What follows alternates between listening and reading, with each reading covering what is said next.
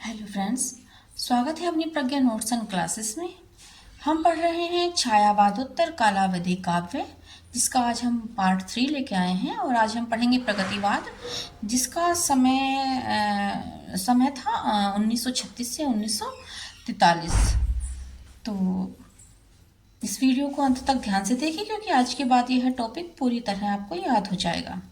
प्रगतिवाद, जिसका समय है 1936 से 1943। इसका अर्थ है कि यह साहित्यिक आंदोलन मुख्य रूप से 1936 से 1943 के बीच अपने चरम पर रहा।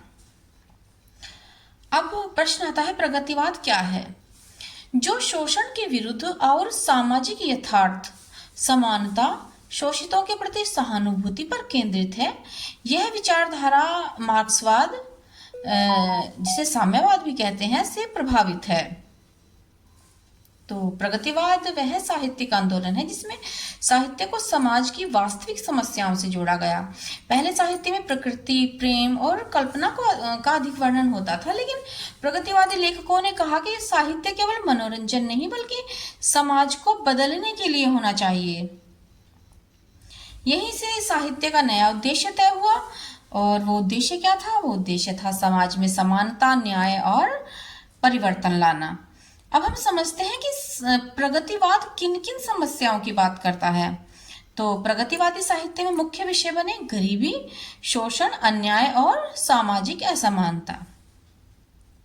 तो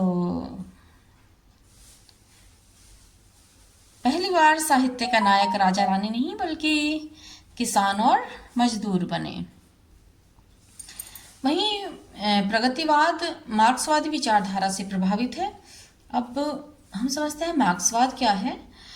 मार्क्सवाद वह विचारधारा है जिसके अनुसार मार्क्सवाद कहता है कि समाज दो वर्गों में बटा है, एक अमीर और दूसरा वर्ग गरीब। गरीबों का शोषण हो रहा है, इसलिए समाज में समानता आनी चाहिए। इसी विचार को प्रगतिवादी कवियों ने अपनी रचनाओं में अपनाया। अब जान लेते हैं, हमें प्रगतिवाद का अर्थ अच्छे से समझ आ गया। अब इसके इतिहास के बारे में जान लेते हैं। इतिहास 1935 ईस्वी में पेरिस में E.M. फॉस्टर ने प्रोग्रेसिव राइटर्स एसोसिएशन की स्थापना की। इसी वर्ष लंदन में सज्जाद जहीर ने प्रगतिशील लेखक संघ की स्थापना की। 1936 में सज्जाद जहीर ने भारत लौटने पर अखिल भारतीय प्रगतिशील लेखक संघ की स्थापना की। 1 और 10 अप्रैल 1936 को इसका पहला अधिवेशन लखनऊ में हुआ, जिसकी अध्यक्षता प्रेमचंद ने की थी। तो समझ लेते हैं कि 1936 में प्रगतिशील लेखक संघ की स्थापना हुई और यही प्रगतिवाद की आधिकारिक शुरुआत मानी जाती है। इस आंदोलन को रूसी क्रांति से प्रेरणा मिली। 1917 में रूस में गरीबों ने अमीरों के खिलाफ क्रांति की थी। इस घटना ने पूरी दुनिया के लेखकों को प्रभावित किया। भारतीय लेखकों ने भी महसूस किया कि साहित्य समाज बदल सकता है। इसलिए 1936 के बाद हिंदी साहित्य की दिशा बदल गई और अब साहित्य का केंद्र क्या बन गया? किसान, मजदूर और शोषित वर्ग। 1936 में एक साहित्यिक आंदोलन के रूप में शुरू हुआ प्रगतिवाद अगले 2 दशकों तक हिंदी साहित्य का प्रमुख स्वर बना रहा। अब हम प्रगतिवादी कवि रचनाकारों के विषय में जान लेते हैं। सबसे पहले हैं केदारनाथ अग्रवाल। इन्हें किसान और श्रमिक जीवन का कवि कहा जाता है। इनकी कविताओं में ग्रामीण जीवन और श्रमिक वर्ग की पीड़ा दिखाई देती है और इनकी प्रमुख रचनाएं थी युग की धारा, धरती, फूल नहीं रंग बोलते हैं।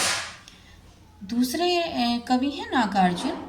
इन्हें जनकवि भी कहा जाता है। इन्होंने राजनीति, समाज और जनता की समस्याओं पर तीखी कविताएं लिखी। इनकी प्रमुख रचनाएं हैं अकाल और उसके बाद भोजपुर, सतरंगी पंखों वाली। तीसरे हैं त्रिलोचन। इनकी कविताओं में गांव और किसान का जीवन बहुत सरल और सजीव रूप में मिलता है और प्रमुख रचनाएं हैं इनकी धरती, ताप के ताए हुए दिन और उस जनपद का कवि हूँ। नेक्स्ट है शिवमंगल सिंह सुमन। इनकी रचनाओं में देशभक्ति और सामाजिक चेतना का सुंदर समन्वय मिलता है। उनकी प्रमुख रचनाएं हैं मिट्टी की बारात, विश्वास बढ़ता ही गया और हिलोर। अब है धूमिल। ये अपने तीखे और व्यंग्यात्मक अंदाज के लिए प्रसिद्ध हैं। इन्होंने राजनीति और समाज की को बहुत स्पष्ट रूप में प्रस्तुत किया और प्रमुख रचनाएं हैं इनकी संसद से सड़क तक और कल सुनना मुझे। फिर हैं जान लेते हैं अरुण कमल के बारे में। तो इनकी कविताओं में समकालीन समाज की समस्याएं और आम आदमी की संवेदनाएं दिखाई देती हैं और प्रमुख रचनाएं हैं इनकी केवल धार, सबूत और नए इलाके में। अब जान लेते हैं प्रगतिवाद की विशेषताएं। प्रगतिवाद की विशेषताओं को लाइन बाय लाइन समझते चलेंगे। सबसे पहले है सामाजिक यथार्थ का चित्रण। प्रगतिवादी साहित्य में समाज की वास्तविक स्थिति दिखाई गई, यानी भूख, गरीबी और अन्याय को सीधे सीधे प्रस्तुत किया गया। दूसरा है सांप्रदायिकता का विरोध, धर्म और जाति के आधार पर होने वाले भेदभाव का विरोध किया गया, साहित्य को मानवता से जोड़ा गया। और तीसरा है जन भाषा और जन भाषा का प्रयोग और जन संस्कृति से जुड़ाव। साहित्य को आम जनता की जीवन शैली से जोड़ा गया, यानी साहित्य जनता के करीब आया। सरल और सहज भाषा और मुक्त छंद का प्रयोग और मुक्तक रचनाएं।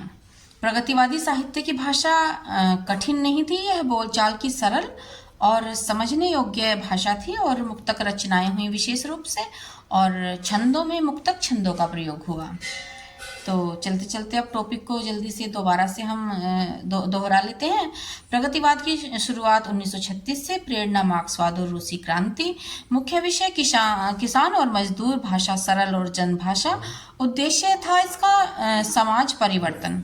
उम्मीद है प्रगतिवाद आपको पूरी तरह समझ आ गया होगा। अगर वीडियो पसंद आई हो तो वीडियो को लाइक करें, शेयर करें और चैनल को सब्सक्राइब करना ना भूलें। मिलते हैं नेक्स्ट टॉपिक के साथ।